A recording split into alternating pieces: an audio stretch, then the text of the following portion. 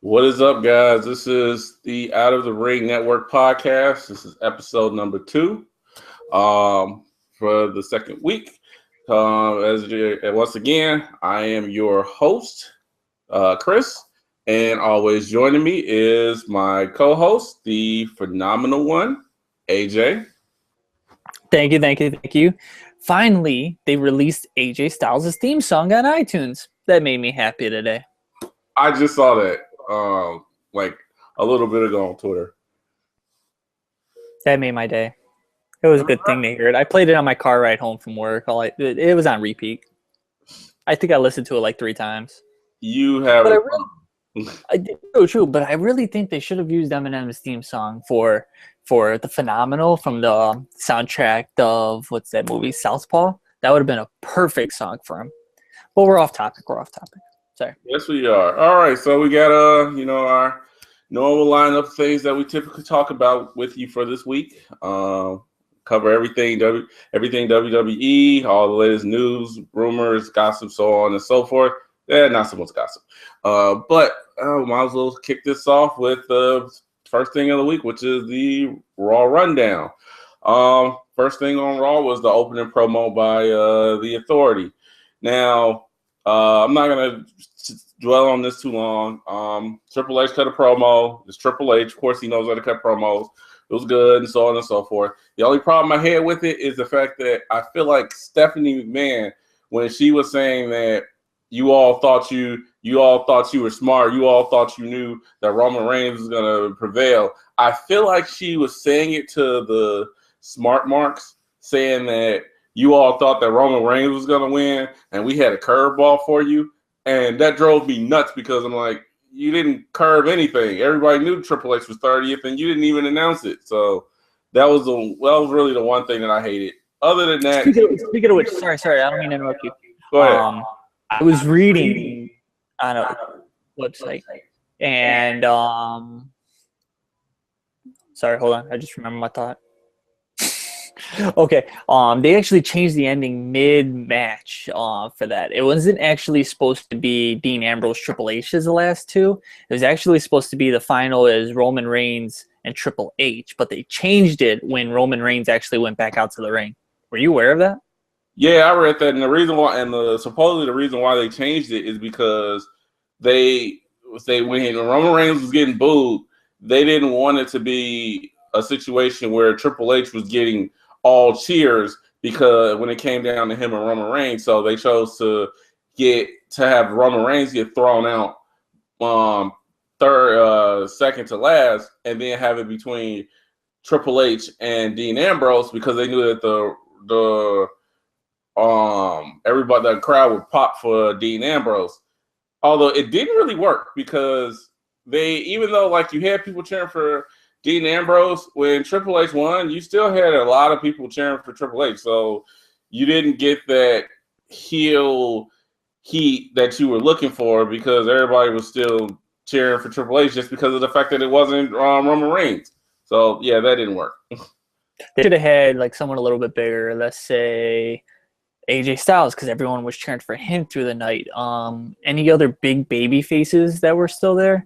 I feel like if they would have had Dean Ambrose and then AJ Styles or whoever get eliminated by Triple H as well, I feel like that's where it would have caused more heat.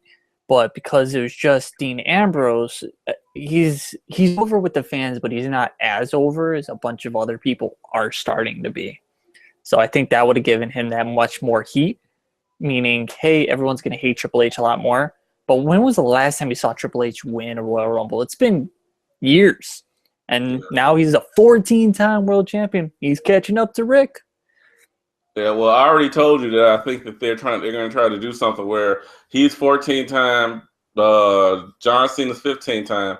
Don't be surprised if Triple H gets the belt again and they try to do some dynamic where Triple H and Cena fight for the first person that gets a 16-time and tie Ric Flair. But yeah, honestly, you're right as far as who they should have put at the end. Can you imagine if they would have put AJ Styles? I already said that I didn't like him being number 3, and I won't dwell on this too long. I already said I didn't like him at number 3. I wish they would have put him more later, because then that lull of the Royal Rumble that naturally occurs, that would have brought it like way up. If that also leads into, if they would have put him later, they could have left him in later, and it could have been AJ Styles versus Triple H. And I guarantee you, if Triple H would have threw out AJ Styles, he would have got all the boos he wanted, because that crowd. That's when AJ Styles came out, that's the biggest pop I've heard for a wrestler since when Jericho first debuted. It was the last one I remember, and fans went nuts. Ironically, that was in Chicago. But yeah, there were other ways that they could have did it other than Dean Ambrose. But we'll move on from here, because I don't want to spend too much time recapping the Royal Rumble, and we've already done that. So yeah, what else happened on Raw? The first match of the night was Kevin Owens versus Dolph Ziggler. Pretty good match. Obviously, those two can work, can do some things in the ring. So the match was pretty good. Nothing big. After that was a segment with the Social Outcasts. I hate the Social Outcasts. I don't find them entertaining at all. And then they just added on to it by adding Flow Rider to it, because I think he's garbage. And you love him. Give me a break. No, and the fact that he's once again has the music for WrestleMania drives me nuts, because that's all I want to hear, and it's stupid. And it's like, to have Flow Rider freestyle battle rap against Bo Dallas is just straight up ridiculous. It would have been, you know what? It would have been better if they had him rap against Damian Sandow, because I've actually heard Damian Sandow rap. I mean, it's bad, but it's funny bad. Like, he knows that he sucks, but he can still go off the top of his head, and it's still funny. So, but that segment was dumb, and then the Dudleys came out, and they had a match between Social Outcasts and the Dudleys. Yeah, that's pretty much it. So Dudleys won. Who cares? Next was the Raw debut of AJ Styles against Chris Jericho. They have been setting this up. And it was ridiculous. Come on. How do you win a match by a freaking roll-up on your debut? Like, I get it. You want to please the fans. You want to get out there. That was a phenomenal match between those two. That was something that I've always wanted to see for a long time. But a roll-up, come on, give me my Styles Clash that I want to see. Now, I know we'll see it shortly in the future, and we talked about how they're saving it, but, like, having such a great match, having everything, how he was in the walls of Jericho for, like, a good whole minute, like, seeing him being, like, getting all the pop there, and that's how you win. I could see them having another match, probably at maybe Fastlane. And then maybe someone will interfere, but that'll bring AJ Styles. I want him to get to a high place on the card at WrestleMania, and I feel like with them putting him with Jericho, that's going to happen. Well, somebody didn't watch SmackDown, did they? I just got off of work, so yeah, shut up. I figured you didn't, because he already did the Styles Clash. I'll watch it later. Yeah, he actually did the Styles Clash in his match against Curtis Axel. Nice. So what happened next? They were gonna. I figured they wanted to make it bigger, but the other thing too is they weren't gonna risk having him do the Styles Clash against Chris Jericho, because he's hurt too many damn people doing that damn move. They're not gonna risk a part timer that probably is insured up the butt. What were you gonna say? Oh, I guess he wasn't saying anything. All right, well, we'll move on from that match. Next up was Sasha Banks versus Becky Lynch. That match ended, pretty good match as always between those two, but that match ended in a disqualification from Charlotte running in. She attacked them both. She actually did natural selection. I was kind of shocked that she used that. I think that might have been the first time I've ever seen her do that move on the main roster, because normally they just have her do the figure eight. And they actually refer to her as the genetically superior diva. So they're moving into that aspect of Charlotte that I prefer over just this. She's Ric Flair's daughter thing. Woo! Yeah. Okay. So we're gonna move on from the woos. Next up was Bray Wyatt against Kane. Kane lost, of course. Bray Wyatt won. No one cares. All right. Now we're gonna get to the big thing of the night, which was The Rock. So, so The Rock came back. He had his normal promo. He had his backstage, walking to the back, interacting with different wrestlers. I thought the part where he was interacting with Big Show was hilarious, and Big Show played his part, and he starts crying, and he just rips up the laptop. That was hilarious. The part with Lana, okay. I thought the part with Lana was hilarious, but apparently a lot of people saw that as slut shaming, which I can kind of see. This was something that I was gonna say for later, but it's part of like some rumors that's out there. It's just that Lana's still in some type of heat with the back and the people in the back. So everybody's thinking that the reason why they put her out there to be kind of humiliated by The Rock was because of something like that.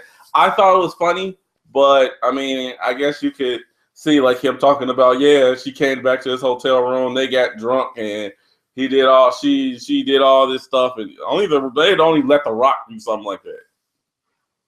Come on, this is the first time that in a long time that they were unscripted.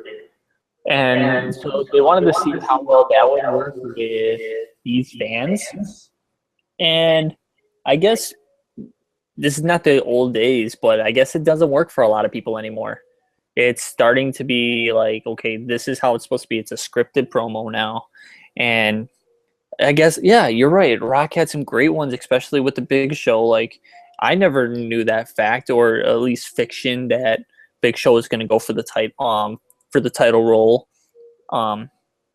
But I think if they let people have their own way, they can't be as they were, because otherwise you're going to have issues. I don't think enough people can be creative without having the sexual aspect to it, because I felt like that promo, that scene did not need to happen. I felt like it was unneeded.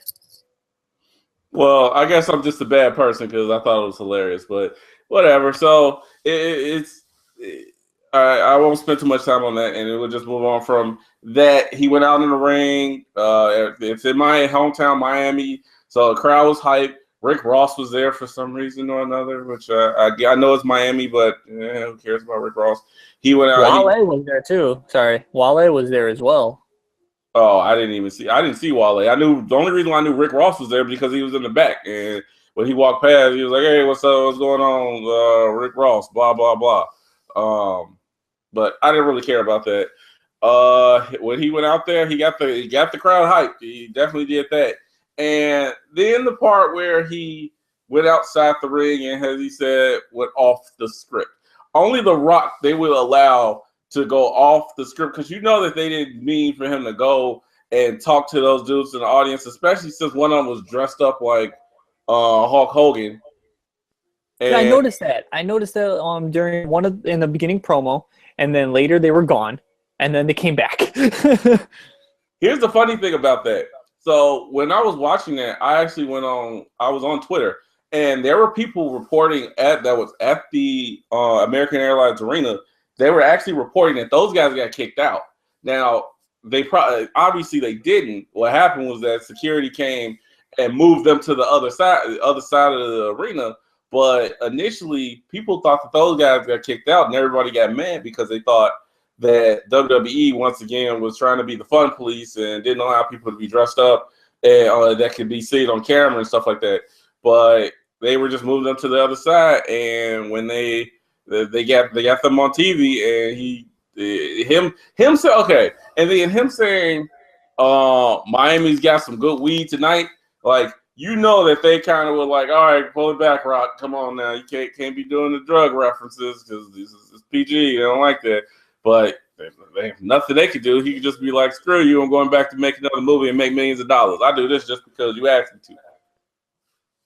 And I still wonder what his role at WrestleMania is going to be. Like, it can't be a wrestling match. Like, it has to be a big promo. From what we heard is that Batista was offered a promo, but he turned it down because he's filming Guardians of the Galaxy. Like, they're trying to offer these people on-air screens so then they can at least get the attraction. But I feel like if they don't have him in any sort of wrestling capacity, like, yes, he's going to get the crowd hype. It's going to be, like, exciting, but it's not going to be, this is truly The Rock. So maybe he'll come out for Roman Reigns versus Triple H. It's probably going to be like last year where it's like they had The Rock come out and him and Triple H did their thing, and then they got Ronda Rousey to get in the ring. So it'll probably be something along those lines, which is what it's been for the last couple of years.